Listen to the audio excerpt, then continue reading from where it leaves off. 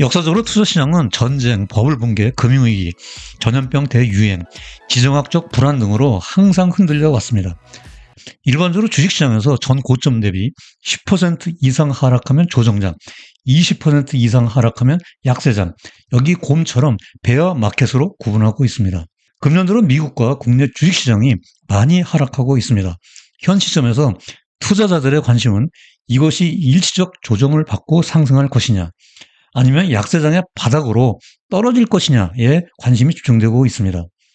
지금의 주식시장, 조정장이냐 아니면 약세장이냐, 바로 그것이 문제인 것입니다. 자, 이제 오늘 제가 무엇에 대해서 말하려고 하는지 짐작하셨겠죠? 그러면 이제 그 상세한 이야기 속으로 들어가 보겠습니다. 영상을 시청하시기 전에 구독과 좋아요 미리 감사드립니다.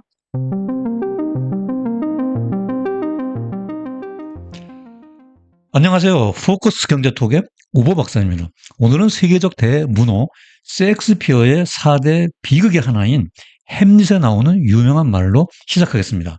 To be or not to be, that's the question. 우리말로 사느냐 죽느냐, 그것이 문제로다. 이 대사는 아버지를 죽인 삼촌 클라우디우스를 향해 복수심이 타오르는 햄릿의 결의에 찬 독백입니다.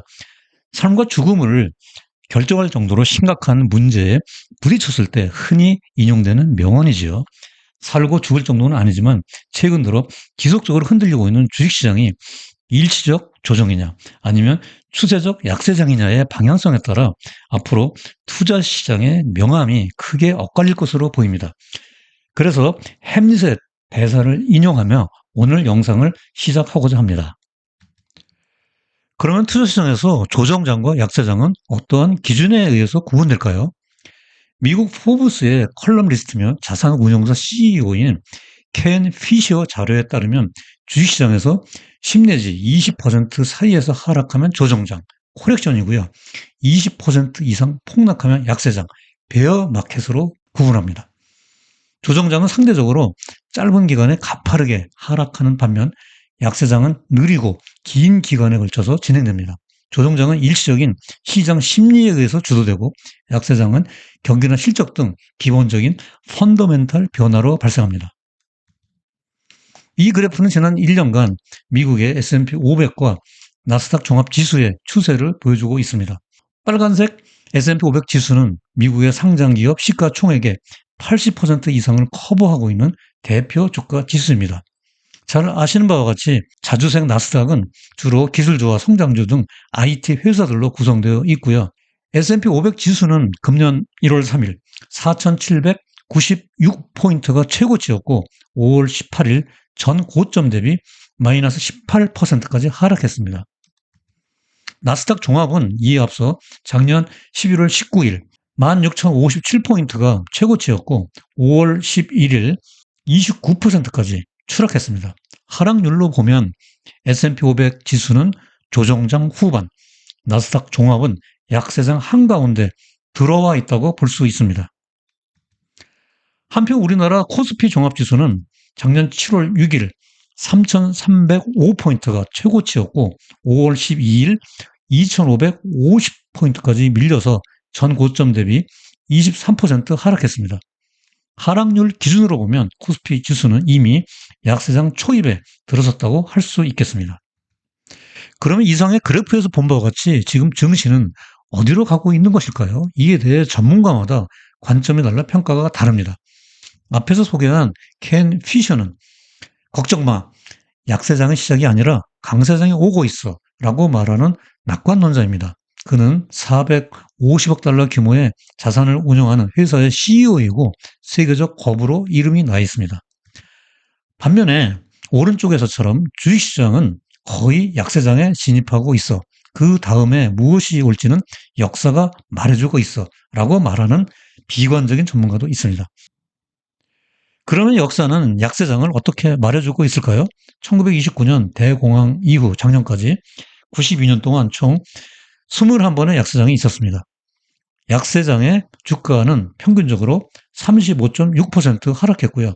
평균 지속 기간은 289일로 대부분 1년 이내에 전 고점을 회복한 것으로 분석되었습니다. 그러나 반토막 이상 폭락한 때도 3번이나 있었습니다. 대공황 회복기, 2차 세계대전 직전, 서브프라임 글로벌 금융 위기와 같이 초대형 약재가 발생했을 때 주식시장은 초토화되었습니다. 그러면 조정장과 약세장이 어떻게 진행되는지 그 프로세스를 간략히 살펴보겠습니다. 일반적으로 조정장은 앞에서 말씀드린 대로 짧고 가파르게 진행되는 것이 특징입니다. 갑자기 끝날 수도 있고요. 조정 후에는 V자로 반등합니다. 반면에 전통적인 약세장은 처음에 느리고 부드럽게 진행됩니다. 그러나 아무도 조정장의 약세장으로 진행될 것이라고 예측할 수 없습니다. 월스트리트의 전문가들에 따르면 조정장의 약세장으로 이행될 확률은 20% 정도라고 합니다. 닥터 둠이 아니면 섣불리 하락론자가 되지 않습니다. 영리하거나 운 좋은 투자자라면 이전 고점을 알아차리고 재빨리 시장에서 빠져나갈 수도 있겠지만 이것이 그리 쉬운 일은 아닙니다. 하지만 대부분의 일반 투자자들은 약세장의 긴 터널을 지나가야 합니다. 약세장에서는 하락이 길게 이어지고 떨어지는 낙폭도 엄청나게 큽니다. 마이너스 30% 손실은 허다하고 경우에 따라 반토막이 날 수도 있습니다. 그 이후 바닥을 찍고 난 증시는 장기적으로 전 고점을 뛰어넘는 강세장으로 반전되어서 더 많이 상승했다는 것이 역사적인 경험입니다. 약세장에는 3가지 법칙, 즉 룰이 있습니다. 첫째, 3개월의 룰입니다. 약세장은 완만하고 부드럽게 진행되기 때문에 초기 3개월 동안에는 그다지 큰 손실이 발생하지 않습니다. 둘째는 2%의 룰입니다. 최저점까지 평균 2%씩 지속적으로 서서히 하락하고요. 셋째, 3분의 2와 3분의 1의 룰입니다. 전체 약세장 3분의 2의 전반부 기간 동안 3분의 1 손실이 나고요. 나머지 3분의 1의 후반부 기간 동안 3분의 2의 손실이 발생합니다. 따라서 바닥이 가까워질수록 더 큰 폭으로 하락합니다. 이렇게 약세장이 움직이는 패턴과 룰과 특징, 그리고 조정장과의 근본적인 차이점을 파악하는 것이 매우 중요합니다. 앞에서 조정장과 약세장의 구분, 역사적 경험, 진행 패턴, 특징적인 룰에 대해서 살펴봤는데요. 지금부터는 주식시장의 방향성과 밀접한 관련이 있고 영향력이 있는 거시 지표를 살펴보도록 하겠습니다. 전미경제연구소 보고서에 따르면 미국 증시에서 70% 이상의 약세장이 경기 침체 기간 중에 발생했습니다. 따라서 앞으로의 증시의 방향성을 파악해 보려면 우선 경기 지표를 살펴봐야 합니다. 경기 지표 중에서도 OECD 경기 선행 지수의 추세를 모니터링 해보는 것이 필수입니다. 최근에 발표한 자료에 따르면 미국의 경기 선행 지표는 작년 5월부터 기준점 100 이상에서 하락하고 있습니다. 앞으로 몇 개월 후 경기 하강 국면이 올 수 있다는 시그널입니다. 월스트리트 전문가의 현장의 목소리가 OECD 경기 선행 지수의 시그널을 뒷받침해주고 있습니다. 글로벌 투자은행 골드만삭스의 로이드 프랭크 파인 수석 회장은 앞으로 연방준비제도, 즉 연준의 지속적인 금리 인상에 따라 경기 침체의 가능성이 매우 높다고 경고하고 있습니다. 또한 금융시장에서 장단기 금리차는 향후 경기에 대한 풍향계라고 할 수 있습니다. 미국에서 10년물과 2년물 국채의 금리차가 바로 그것입니다. 여기 그래프에서 회색 막대는 경기 침체 구간을 나타내고 있습니다. 빨간 점은 장단기 금리차가 역전된 구간을 나타내고 있습니다. 빨간 점 이후에는 예외 없이 몇 달 후 회색 막대처럼 경기 침체기가 찾아왔습니다. 최근 이 장단기 금리차가 점점 좁혀지고 있어서 경기 침체의 가능성이 높아지고 있습니다. 앞으로 이 지표가 어떻게 움직이는지 면밀하게 모니터링하는 것이 필수입니다. 미국에 비해서 한국의 경기 지표는 더 나쁩니다. OECD 경기 선행 지수가 작년 5월에 정점을 찍고 가파르게 하락하고 있습니다. 지금은 기준점인 100 이하 구간에서 떨어지고 있고요. 이것은 6 내지 9개월 이후 경기 수축 국면에 접어들 수 있다는 시그널입니다. 경기 침체에 빠지면 주식시장에 커다란 악재입니다.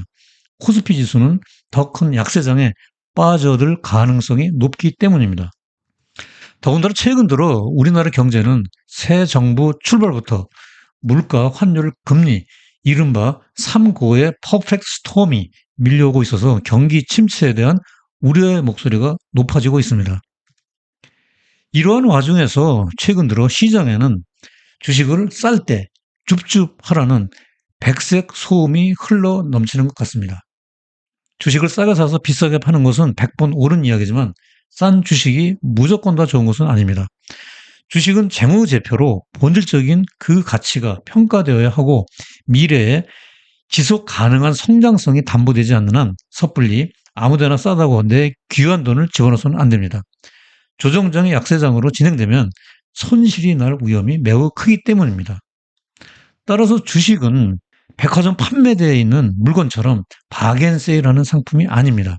조정이나 약세장에서 싸게 매수한 주식이 나중에 강세장으로 반전될 때 계륵이 될 수 있다는 점에 각별히 유의해야 합니다. 자, 이제 오늘 영상의 요점과 시사점을 정리해드리는 포커스 포인트 코너입니다.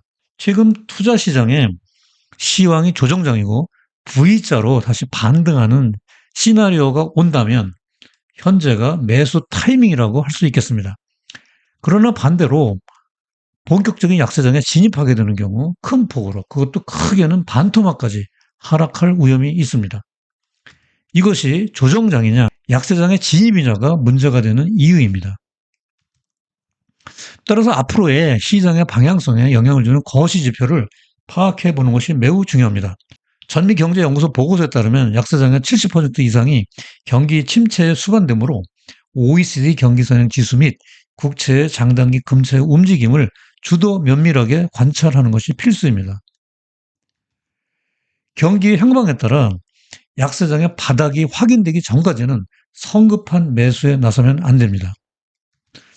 하지만 역사적으로 주식시장에 조정장은 매년 있어 왔고 대공황 이후 92년 동안 약세장은 21년에 불과하고 장기적으로는 대부분 71년 동안은 견조하게 우상향해왔다는 점을 강조하고 싶습니다. 다른 말로 80%는 강세장, 20%는 약세장이었다는 거죠. 그러므로 조정이든 약세장이든 장기 투자에 대한 긍정적인 마인드로 흔들리지 않는 멘탈 관리가 매우 중요합니다. 요즘처럼 시장이 어려울 때는 자주 계좌를 들여다보는 것보다는 투자의 달인들이 펴낸 책을 읽으며 그들의 투자 철학을 공부하는 것이 힘이 될 때가 많습니다. 여기 토니 로빈슨의 언쉐이커블, 흔들리지 않는 돈의 법칙, 이 책의 일독을 추천드립니다. 자, 오늘 영상 유익하게 시청하셨나요? 아래 블로그 우보의 경제나무를 방문하거나 유튜브 채널 정보에 들어가 블로그 링크 연결하면 자세한 방송대본 스크립트를 볼 수 있으니 많이 활용해 주시기 바랍니다. 질문이 있으면 댓글을 꼭 남겨주세요. 계절의 여왕 5월에 맞이하는 주말, 가족과 함께 행복한 시간 보내시기 바랍니다. 다음에도 더 유익하고 재미있는 영상으로 시청자 여러분들을 찾아뵙겠습니다. 오늘 영상 끝까지 시청해 주셔서 대단히 감사합니다.